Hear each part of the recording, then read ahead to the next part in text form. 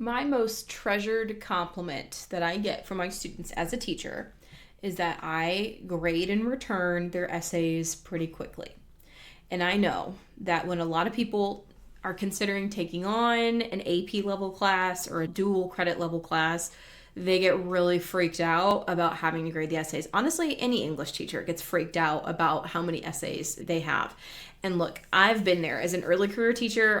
Especially the first couple years I had AP Lang, I had just these fat folders of essays. Like the seams of the folders would rip because I would get 2 essays behind. And I would spend every Sunday like forcing myself to grade these things. And I have just learned through over a decade of teaching and teaching this class specifically where I have them do 12 essays a year, some absolutely essential tips for a quick turnaround on essays. And when I say quick, I mean under a week. I will say that since I had a child, she has all of the things, the illnesses, the ear infections, and all the stuff that come up, especially in like cold and flu season. Sometimes I get a little behind, but barring those sort of like outside things, because I'm human, right? There are exceptions, but I would say these strategies have been the biggest game changers for me, the biggest sort of like patterns of thinking about grading the writing and practices and habits that have helped me keep a good reputation among my students for having a quick essay turnaround time. And they really value that. And guys, I know you don't want to hear this, but timely feedback is so important on writing. And you might be able to do this in ways you won't expect. So don't close out this video because you're like, oh, I can't do this. I'm too busy. I have too many kids. I have too many classes. You're exactly the person who needs to hear these pieces of advice if you are super busy and you have a bunch of packed classes of AP level English or just tons and tons of students. Okay, so let's dive in. The first thing I do is I try to be really intentional about my lesson sequencing for due dates. And I'm going to focus on my AP language classes here because they have the most things for me to grade writing wise, because that's the whole point of the class. But you'll notice if you're using my curriculum that essays are due and then the next day is a progress check at the end of pretty much every unit. And that's on purpose because I need time during contract hours, during my teaching day, to give feedback more than my allotted prep time and the little bit of time before and after school, or else I'm going to have to take it all home. And I just try to be strategic about when students are not just sitting there doing nothing. It's not just a work day, but they are doing something that is low input for me. So the AP classroom progress checks are like perfect for this because they're online. I just have to assign them. They self-grade. I do use that data, but I don't have to have any really input while they're taking it. They need a silent room to do it. So it's perfect. And I always align those to be taken right as an essay is due, because here's the big thing you need to take away. The longer it takes you to start that pile of grading, the harder it will be. The longer it takes you to start, the harder it will be. Some people talk about the idea of if you have a to-do list, eat the frog first thing in the morning, do the hard thing first. Just get started right away as soon as they're done, because even if you can't get through all of them, obviously in a day you can't necessarily, but it gives you some momentum. All right, so the next thing, actually, here's a tip 1.5. This isn't on my list, but it should be.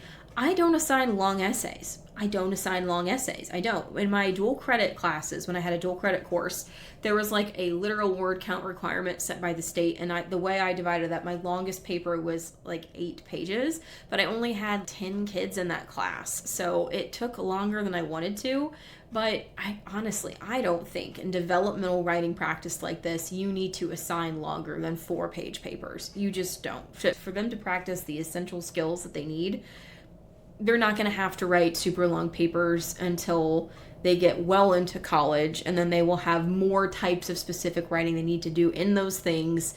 I don't think that's our place in the Comp 101 level and equivalent AP classes to do super long papers. The exception is my final project at the end of the year, but I think even that one is 6. So my papers that I'm grading are usually between 2 and 4 pages long. So tip 1.5, don't force yourself to assign long papers because you think they need longer papers equal more rigor. No, it doesn't. It's usually full of fluff. Okay, tip 2. I don't leave a ton of written feedback because I focus more on mid-process feedback at really strategic points. So let's take a rhetorical analysis essay. I'm checking everybody's thesis statement first thing. We do a graphic organizer to get our thoughts together. I'm checking their thesis statement. If it's not getting a 1 in the thesis row of the AP Lang rubric, or even for my freshmen, if it's not a successful thesis statement, it doesn't meet the requirements of the assignment, we're addressing it right then and there because that is so important by itself, but also it sets up the rest of the essay. So correct them before they go off course rather than don't and waste your time grading like a 3-page summary that has nothing to do with the assignment. I use peer writing groups to have students get lots of feedback from one another. That usually helps too. And then I will have like workday check-ins. I might have a requirement of you need to show me your first body paragraph. And then once again, I'm giving feedback right there. And to a developing writer, it's way more impactful to have the conversation about the writing with their teacher as they're doing it, rather than looking for the grade and what you could have done differently. So especially if you have a policy where they can't revise their essays, what are they going to do with that? Try to remember it for the next one? I hope that works out, but let's be honest, they usually don't, and they make those same mistakes. So feedback in the moment is good. If you can do writing conferences, all the better on drafts, but I understand you can't always do that if you have a lot of kids. I always have a rubric. I'm marking the rubric categories. The rubrics are always clear in student-friendly language, or I've trained them on the AP rubrics so they know what they're looking at. And then I'm writing like something they did well and what's my one biggest suggestion for their next essay. Just their one biggest one. If there's several things, again, the one biggest suggestion, because they cannot process all of that at the same time anyway. So what's the one biggest thing? And then the next essay, if that's better, then what's the next thing they need to work on? And so on and so forth. All right, so this third one, this might be a little controversial, but I throw papers away if it's been too long and I haven't graded them yet. Not essay papers, not essays, but the little stuff. For example, if I had them do an exit ticket one day or a reflection question and I couldn't get to those quickly and I've got a stack of those little piddly things that they don't really need feedback on those. It was just the exercise that was important to them. Sometimes I might even decide this isn't even going into the grade book. They don't need that. 3 points for this when I have an essay I could be grading, and I save the paper clips and I throw them in the trash can or recycle bin. It's just, you have to prioritize your time. You have to prioritize where you're giving them feedback, and rubrics are feedback.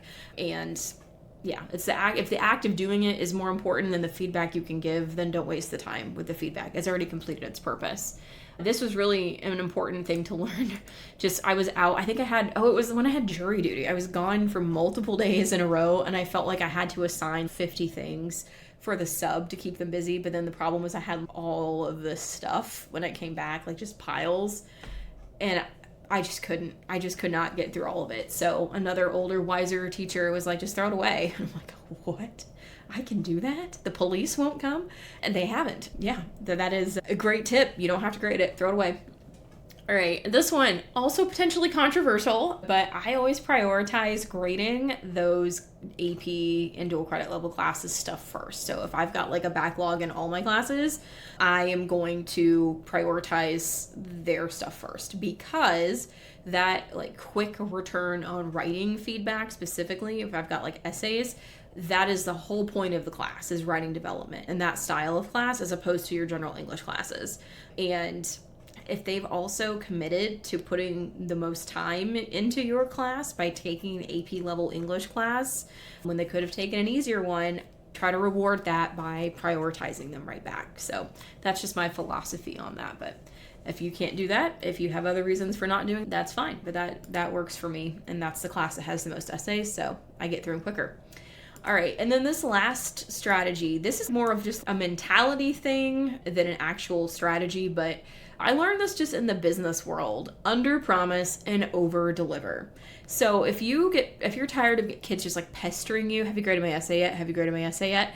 I just make a whole song and dance in the beginning of the year about it will take me, and then here's what you do. You think, how long does it actually take me to grade them? Let's say it's 1 week. You tell your kids, it will always take me 2 weeks to grade your essay, so don't ask for 2 weeks. And then when it only takes you a week or a week and a half to get them back, it's, wow, guys, I got these done sooner than I thought. And then, I don't know, we all feel better about it. It's deceptive, but they don't know. And I don't know. It works in business, right? You under promise and then you over deliver when you can. And then guess what? If life hits and it really does just take you 2 full weeks and it's a lot longer than you anticipated, it's still right on time for what they expected. That has served me well too. And just keeping those like nagging questions of, have you graded this yet? Have you graded this yet? No, at bay.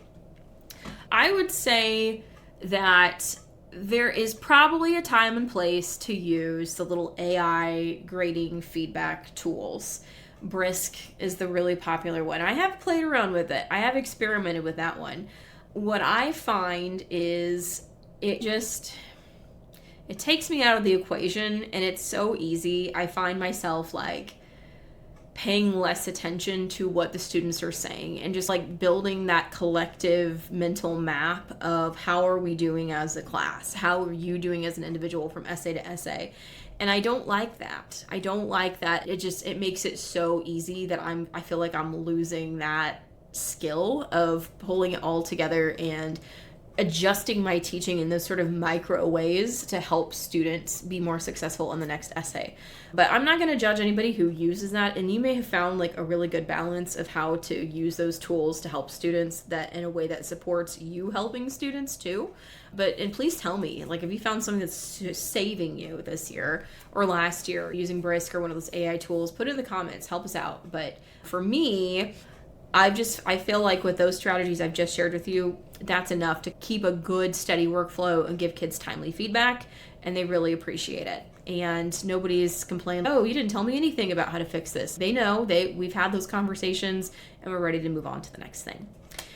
All right, drop more tips. What do you got? Everybody's got a trick. What do you use for grading essays quickly? What do you define as quickly? That's another one. For me, like grading essays quickly, sometimes I get them back the next day. Sometimes, like on my best days, on those AP progress checks, if I have smaller classes and I've already looked at them in mid-process, sometimes I can get essays back the next day, but not always. Hopefully within 1 week of that is what I always aim for. So I say this. I did all this video, by the way, because I'm setting up my plan book for my classes for this week, and I've got the first essays coming in. So this is also like an accountability challenge to practice what I preach and do it. We're going to do it. We're going to stay on top of our work this week. We're going to get these essays done and graded before the weekend hits. That is the goal.